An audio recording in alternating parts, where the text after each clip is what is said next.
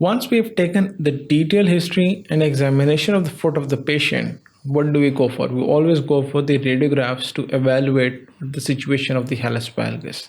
What type of radiographs are needed? We always go for AP, lateral and oblique views, especially the weight bearing views of the both foot.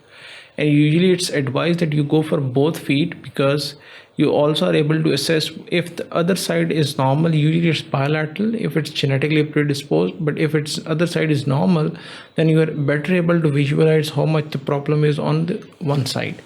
This is the classical example of the AP view of the both feet, and if you see, you can appreciate that it's actually a bilateral hallux valgus. We have to calculate different angles on the AP view, and then they have to assess the first ray on the lateral view as well.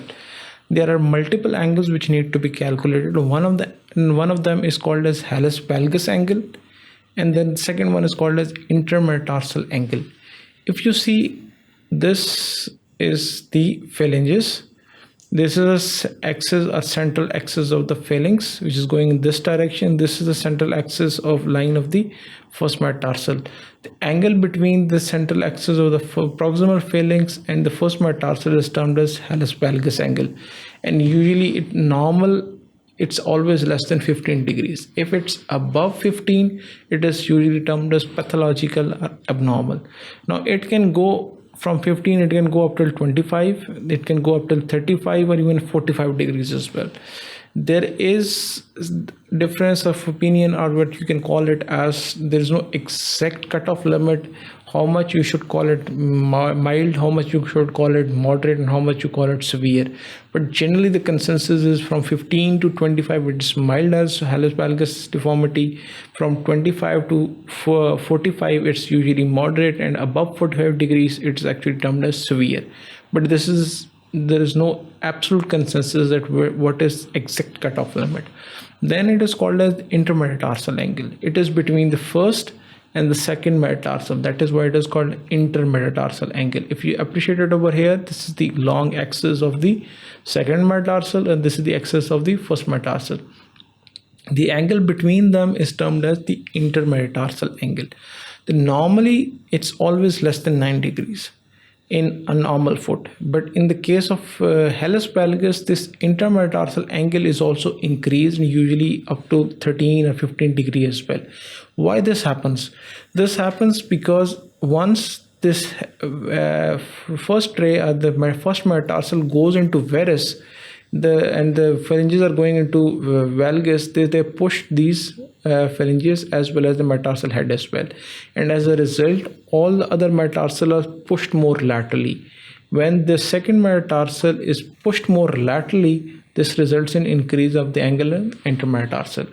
Usually when you are calculating, you have to calculate on the both sides, but for the sake of explanation, only in this x-ray you can see that it's only on one side is calculated. But if this patient comes to you, you need to calculate on this side as well as this side. Similarly, joining a line like this, and then you add a line like this to calculate intermetatarsal angle, and first axis is of the first metatarsal, and then joining a line for the axis of the first proximal phalanx. This gives you a Hallux valgus angle. Then there are two other angles as well.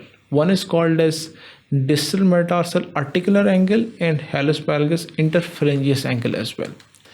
They can also be seen and they will also be described as well in this detail. If you see it over here, this is how you calculate the distal metatarsal articular angle, and why you need to calculate it. As I have told you, that if you appreciate over here, this is the phalanx, this is whole is first metatarsal head. Can you appreciate there is actually under coverage of the first metatarsal head?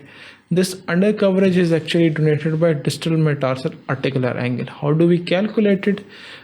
We calculate it by, this is the long axis of the first metatarsal. You take a point which is actually exactly perpendicular to the long axis. That is a line which is actually 90 degrees to the long axis.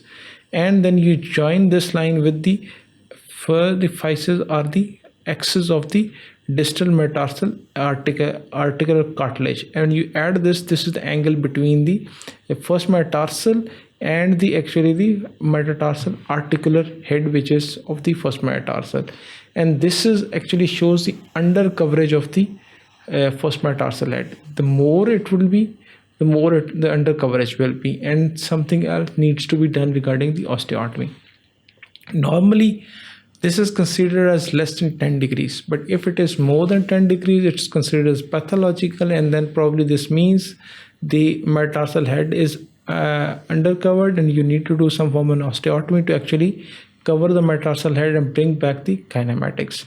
There is a fourth angle as well called as Hallux Valgus interphalangeal angle, which is between the proximal as well as the distal phalanx. And this is usually, if sometimes what happens is there is also deviation of the between the first and the second between the proximal and the distal phalanx as well.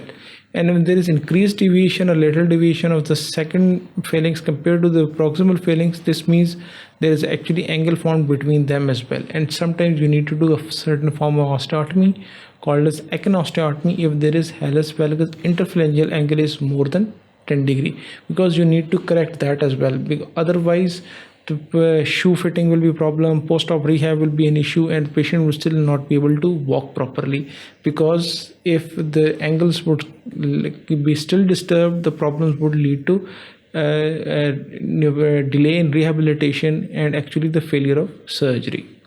Therefore, what needs to be done is you need to get AP, lateral, oblique views, that is the weight bearing of views of both feet.